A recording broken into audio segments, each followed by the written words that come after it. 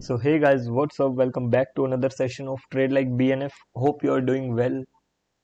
तो यार इस सेशन में we will be discussing the another way of using the put option या पुट ऑप्शन को देखने का यूज करने का एक अलग नजरिया क्या होता है, सेम जैसे हमने कॉल ऑप्शन को डिस्कस किया था। तो पहले एक बार स्लाइड सा डिस्कस कर लेते हैं कि लास्ट सेशन में प्राइमा फेशिया हुआ क्या था। पहले तो ये ध्यान दो कि हु बायज पुट ऑप्शन या एक डाउन साइड लॉटरी को बाय कौन करता है। जिसे ये लगता है ना, द वन हु थिंक्स कि ये पर्टिकुलर स्टॉक या पर्टिकुलर इंडेक्स बहुत ड्रास्टिकली नीचे जाएगा with in a specific time duration, कि मे बी हो सकता है आने वाले 10 दिन, 20 दिन, 30 दिन, depending upon the view of the trader. तो पुट ऑप्शन बाय क्यों बाय कौन करता है? जिसको ये लगता है कि ये पर्टिकुलर स्टॉक या पर्टिकुलर इंडेक्स अच्छा खासा नीचे जाएगा। जैसे कि suppose HDFC put 1000 at the rate 50, 31 मार्च। वैसे तो ये चीज समझाने की है नहीं दोबारा, बिकॉज पिछले सेशन में बहुत अच्छे से रिवाइज करी थी, बट फिर भी एक बार 2 मिनट का एक एग्जांपल ले ही लेते हैं। तो इसका क्या मतलब हुआ कि मैंने HDFC की डाउन साइड यानी कि put option downside lottery buy करी है। कितने प्राइस की? 1000 रुपए की। कितने रुपया दे करके? 50 रुपया दे करके। कब तक? 31 मार्च। बोले तो 31 मार्च को HDFC का ऑप्शन 1000 रुपए से जितना भी नीचे होगा ना, मुझे डिफरेंस चाहिए। क्यों चाहिए? क्योंकि मैंने इसकी पुट ऑप्शन यानी कि डाउन साइड लॉटरी बाय करी है 50 रुपया दे करके। होप यहाँ तक क्लियर है। अब इसके अलावा ब्रेक इवन वगैरह मैं दोबारा नहीं बताने वाला, बिकॉज वो लास्ट सेशन में काफी डीपली डिस्कस किया था। तो यार सेम चीज अगर मैं सेल साइड के लिए डिस्कस करूं, तो put option downside lottery बेचता कौन है? यानी कि मैं किसी को डाउन साइड लॉटरी बेचूंगा क्यों? ताकि मैं उसको लॉटरी बेचूं, उसका पैसा रिसीव करूं, और लॉटरी तो उसकी मुझे कहीं ना कहीं पता है नहीं लगेगी, और मैं उसको वो टिकट चिपका के चला जाऊंगा। यानी कि एग्जाम्पल वही वाला अगर डिस्कस करें जो भी किया था, HDFC put sell 1000 at the rate 50, 31 मार्च। इसका कहने का क्या मतलब है कि अगर HDFC का शेयर 31 मार्च को 1000 रुपये से नीचे नहीं जाता, 1000 रुपये से नीचे नहीं जाता, तो मुझे 50 रुपये मिलेंगे। क्यों मिलेंगे? क्योंकि मैंने किसी को पुट ऑप्शन यानी कि डाउन साइड लॉटरी की टिकट बेची है। मैंने उसको क्या कह के लॉटरी की टिकट बेची है कि भाई तू मुझे 50 रुपया दे दे, 31 मार्च को HDFC का शेयर 1000 रुपये से जितना भी नीचे होगा ना, मैं तुझे डिफरेंस दूंगा।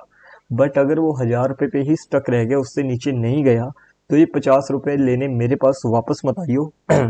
ये 50 रुपया मेरा प्रॉफिट हो जाएगा। ठीक है, ये तो हो गया इस चीज को देखने का एक वे। तो दूसरा क्या होता है, we will start with an example. यार सपोज करो कि एक तुमने लॉटरी की टिकट ली 500 रुपए की, और तुम्हारी लॉटरी की टिकट लग गई सपोज 1 लाख की। सेम एग्जांपल मैंने कॉल साइड में डिस्कस कर रहा था, वही चीज मैं अब यहाँ पे डिस्कस कर रहा हूँ। ठीक है, क्या था? तुमने 500 रुपए की एक लॉटरी बाय करी, और तुम्हारी लॉटरी लग गई कितने की? 1 लाख रुपए की। तो जैसे ही तुम्हारी ये लॉटरी लगी ना, तो तुम क्या कर सकते हो? तुम अपनी टिकट उस सेलर के पास लेके जाओगे जिसने तुम्हें टिकट बेची है, और तुम जाके अपनी उस टिकट को ना कैश करवा सकते हो। क्या करवा सकते हो? कैश करवा सकते हो, बदले में 1 लाख रुपया ले सकते हो। मर्जी है तुम्हारी, नो डाउट, हर कोई लेगा, बट एक राइट है तुम्हारे पास, वो तुम्हें मना नहीं कर सकता। तुम्हारे पास राइट है, बोले तो हक है, कि तुम अपनी टिकट उसके पास ले जाके कैश करवा सकते हो। ठीक है, बट वही जो दूसरी साइड सेलर है लॉटरी का, जिसने तुम्हें टिकट बेची है, अगर तुम उसके पास चले जाते हो वो टिकट लेके 500 रुपए की, कि मुझे मेरा 1 लाख रुपया दे जो मेरी लॉटरी लगी है, तो वो तुम्हें मना नहीं कर सकता। वो ओब्लिगेटेड है, ओब्लिगेटेड है, या कहो कि मजबूर है, सेम चीज। ठीक है, तुम्हारी लॉटरी लगी, तुम्हारी मर्जी, तुम उसको कैश करवाओ ना करवाओ, बट अगर तुम कैश करवाने चले गए तो जो सेलर है ना वो तुम्हें मना नहीं कर सकता, उसे तुम्हें 1 लाख रुपया देना ही पड़ेगा, वो मजबूर है, वो ओब्लिगेटेड है। तो यहाँ पे हम ये कह सकते हैं कि यार जो लॉटरी का बायर होता है उसके पास राइट होता है, उसके पास हक होता है। अगर उसकी लॉटरी लग गई, अगर एक लॉटरी के बायर की लॉटरी लग गई तो उसके पास राइट है कि वो सेलर के पास जाके अपना प्राइज मनी ले सकता है। और हम ये कह सकते हैं कि कहीं ना कहीं जो लॉटरी का सेलर है वो ओब्लिगेटेड है, वो मजबूर है। वो मजबूर कब है? जब सामने वाले की लॉटरी लग जाएगी और वो कैश करवाने आ जाएगा। ठीक है, सेलर ओब्लिगेटेड है, बायर के पास राइट है। तो यार अगर मैं यहाँ पे वही चीज देखूं, HDFC put B 1000 @50 end date is 31 March. तो यार इसका एक मतलब तो वही हुआ जो हमने स्टार्टिंग से डिस्कस करा था कि यार HDFC का शेयर 1000 रुपए से जितना भी नीचे जाएगा 31 मार्च को मुझे डिफरेंस मिलेगा, बदले में मैंने 50 रुपए दिए। एक तो इसके देखने का यही नजरिया है जो कि most of the traders use करते हैं। बट इसका एक दूसरा मीनिंग क्या होता है कि मुझे HDFC का शेयर ना 31 मार्च को 1000 रुपए पे बेचने का राइट है, हक है। ठीक है, यानी कि सपोज करो अगर 31 मार्च को HDFC से 800 रुपए चला गया, 200 रुपए नीचे आ गया, यहां मुझे डिफरेंस से कोई लेना देना नहीं है। मेरे पास क्या राइट है कि मैं इसको 1000 रुपए में बेच सकता हूँ। मार्केट में शेयर बेचने जाऊंगा 800 रुपए में बिकेगा, बट मेरे पास ऑलरेडी राइट है 1000 रुपए में बेचने का। तो ऑफ कोर्स मैं अपने राइट को यूज करूंगा, क्योंकि मुझे महंगा बेचने का मौका मिल रहा है ना यार। तो यहां मेरे पास क्या है? राइट टू सेल, बेचने का हक है as a put option buyer. और मैं अपना राइट कब यूज करूंगा? जब मार्केट में शेयर 1000 रुपए से नीचे चला जाएगा। अगर से शेयर 800 की बजाय 1200 चला जाता तो मैं अपना राइट क्यों यूज करता यार? जब मैं मार्केट में ऑलरेडी शेयर को 1200 रुपए पे बेच पा रहा हूं तो मैं उसको 1000 रुपए पे क्यों बेचूंगा? मैं अपने राइट को तभी यूज करूंगा ना जब शेयर 1000 रुपए से नीचे होगा, ताकि मैं सामने वाले को वो महंगा बेच दूं। ठीक है, as a put option buyer, as a downside lottery buyer, मेरे पास क्या राइट है? राइट टू सेल, कि मैं कभी भी तेरे पास बेचने आ सकता हूं, और मैं तेरे पास बेचने तब आऊंगा जब वो शेयर मार्केट में 1000 रुपए से नीचे चला जाएगा, क्योंकि मैंने तेरे से कॉन्ट्रैक्ट करा है 1000 रुपए पे बेचने पे। यही अगर सेम चीज हम एक सेलर के परस्पेक्टिव से देखें, सपोज करो HDFC 1000 रुपए put @50 31 March. I forgot to write S, चलो सपोज यहाँ एस लिख लो। ठीक है, अब इसका क्या मतलब है? एक तो इसका वही मतलब हुआ कि HDFC का शेयर अगर 31 मार्च को 1000 रुपए से नीचे नहीं जाता ना तो मुझे 50 रुपए का प्रॉफिट हो जाएगा। क्यों? क्योंकि मैंने पुट ऑप्शन किसी को एस यानी सेल किया है, बेचा है, किसी से 50 रुपया रिसीव किया है। ठीक है, अब इसका दूसरा वे क्या है कि अगर शेयर 1000 रुपए से नीचे चला गया ना तो मैं इस कॉन्ट्रैक्ट में एंटर हो चुका हूं कि मैं तेरे से 1000 रुपए पे खरीदूंगा HDFC का शेयर 31 मार्च को। अगर तू मेरे पास आता है मैं मना नहीं करूंगा, मैं ओब्लिगेटेड हूं। क्यों ओब्लिगेटेड हूं? क्योंकि मैं यहाँ पुट ऑप्शन का डाउन साइड लॉटरी का सेलर हूं, बेच रहा हूं मैं उसको, मैंने बेची है टिकट। अब जैसे ही शेयर सपोज 31 मार्च को 800 रुपए गया तो जो लॉटरी की टिकट का बायर था वो मेरे पास आ जाएगा और मुझे 1000 रुपए में HDFC का शेयर चिपका के चला जाएगा। मेरे पास मार्केट में ऑप्शन था कि मैं शेयर 1000 रुपए में, सॉरी 800 रुपए में परचेज कर सकता हूँ, मेरे पास मौका था। बट मुझे ना चाहते हुए भी शेयर 1,000 रुपये में लेना पड़ा। क्यों लेना पड़ा? क्योंकि मैं ऑलरेडी कॉन्ट्रैक्ट में आ चुका था। तो यहाँ पे मैं यू कैन से आप कह सकते हो कि मैं ओब्लिगेटेड हूँ, ओब्लिगेशन टू बाय, मैं खरीदने पे मजबूर हूं अगर सामने वाला मुझे बेचने आ गया तो। होप यहां तक सब कुछ क्लियर है। ये सेम वही चीज है जो हमने कॉल ऑप्शन में डिस्कस करी थी, उसमें अपसाइड के लिए थी, इसमें डाउन साइड के लिए है। तो यार आगे डिस्कस करने से पहले मैं लास्ट टाइम की तरह एक बार दोबारा ना लॉन्ग शॉर्ट का मीनिंग एक्सप्लेन कर देता हूँ। वैसे तो कोई नीड नहीं है एक्सप्लेन करने की, बिकॉज लास्ट टाइम मैं इसको बता चुका हूँ, बट फिर भी यार 2 मिनट ही एक्स्ट्रा लगेंगी। Let me explain again.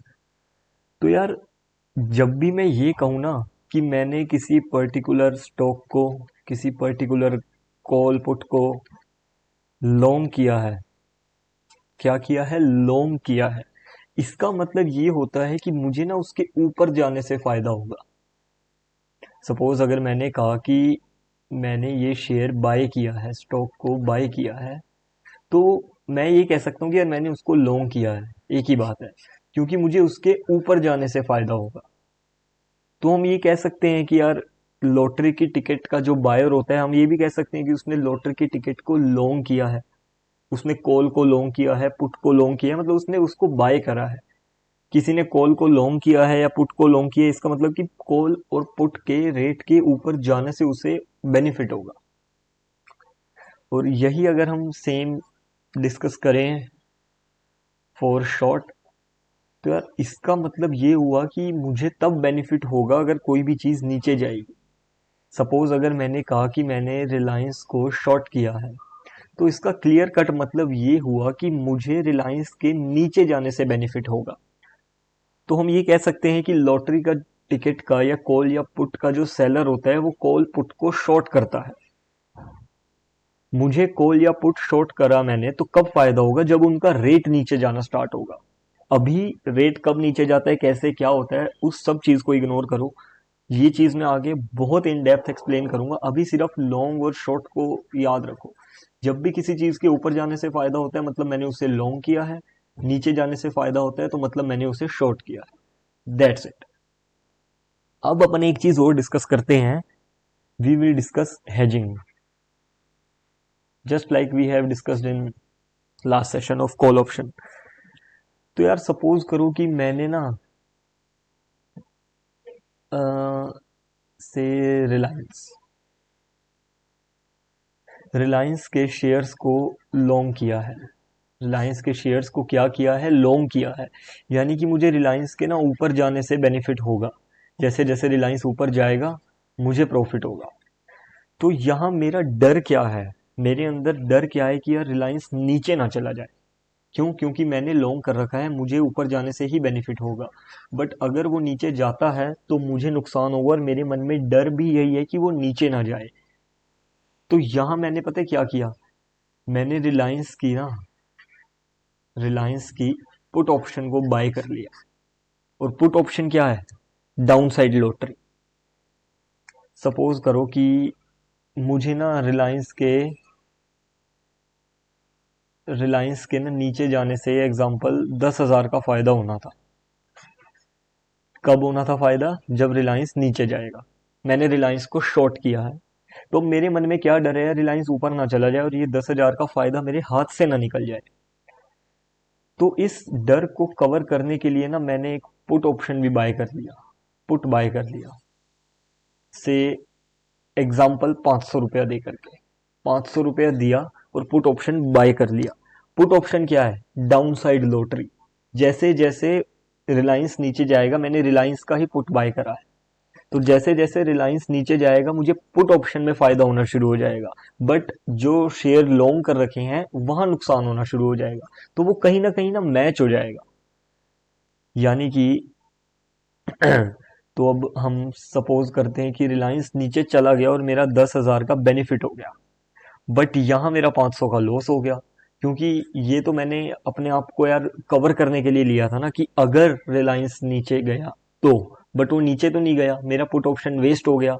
But कोई ना यार, जहां 10,000 का फायदा होना था, 10,000 माइनस 500, 9,500 का फायदा हुआ। नो इश्यूज यार, मेरी पोजीशन भी तो हेज हो गई थी। इसी प्रोसेस को हेज करना कहते हैं। जैसे इंश्योरेंस, कि अगर हमने इंश्योरेंस लिया 10,000 का, और अगर एक्सीडेंट नहीं हुआ तो इंश्योरेंस का पैसा वेस्ट। इसका मतलब ये तो नहीं है ना इंश्योरेंस करवाते नहीं है। This works in the same way जैसे इंश्योरेंस काम करता है। और ये सेम चीज मैं पहले भी डिस्कस कर चुका हूं। Hope this is clear. तो यार यहाँ ना हम पुट को देखने के 3 नजरिए देख चुके हैं। एक तो पहला तो वही डिफरेंस वाला, कि अगर कोई भी स्टॉक या इंडेक्स हमें लगता है नीचे जाएगा, हम पुट ऑप्शन बाय करेंगे और जैसे जैसे वो नीचे जाएगा हमें डिफरेंस मिलेगा। दूसरा क्या था? फिजिकल शेयर्स, कि अगर मुझे आज से 1 महीने बाद ये पर्टिकुलर शेयर इस पर्टिकुलर प्राइस पे ही चाहिए ना, तो मैं उसका पुट ऑप्शन बाय कर लूंगा। चाहिए नहीं, मतलब बेचने का राइट चाहिए, सॉरी। अगर आज से 1 महीने बाद मैं किसी पर्टिकुलर शेयर को इस रेट पे बेचने के कॉन्ट्रैक्ट में एंटर होना चाहता हूँ ना, कि यार मेरे पास आज ही प्राइस सेट हो जाए कि मैं 1 महीने बाद इस शेयर को इस प्राइस पे बेच सकता हूँ। और तीसरा, हेज, कि मैं अपने पोर्टफोलियो को हेज कैसे कर सकता हूँ यूजिंग पुट ऑप्शन। हेजिंग को भी बहुत बहुत ज़्यादा इन डेप्थ में आगे और एक्सप्लेन करने वाला हूँ कि ट्रेड्स में इसको कैसे यूज़ करते हैं, पोर्टफोलियो में कैसे यूज़ करते हैं। अभी बेसिक मीनिंग मैंने बताया था कि हेज होता क्या है। तो यार यहाँ तक वीडियो के इस पार्ट तक हम कॉल और पुट के ना बेसिक मीनिंग को ख़त्म कर चुके हैं, कि कॉल और पुट होता क्या है, इनका मीनिंग क्या होता है। अगर मैंने कॉल को बाय करा है तो मैंने क्यों किया है, कॉल को शॉर्ट किया है तो क्यों किया है। Same goes with put. तो अब इसके बाद के जो आने वाले सेशंस होंगे ना, इसमें हम थोड़ा सा लेवल को अपग्रेड करेंगे। सो अगर तुम्हें लगता है कि यार थोड़ा सा अभी तक की जो नॉलेज हमने ली है कहीं ना कहीं थोड़ी सी फेडेड है, तो प्लीज सेशंस को दोबारा देख लो, इस प्लेलिस्ट के सेशंस को। वरना आगे आने वाले सेशंस थोड़े से टफ हो जाएंगे समझने। बट अगर यहाँ पे सब कुछ क्लियर है अब तक, तो आने वाले सेशंस बहुत ज़्यादा स्मूथ रहने वाले हैं, कोई इशू नहीं आएगा। So okay yaar, that was it from my side for today. Thank you so much for watching. We will meet very soon for the next session.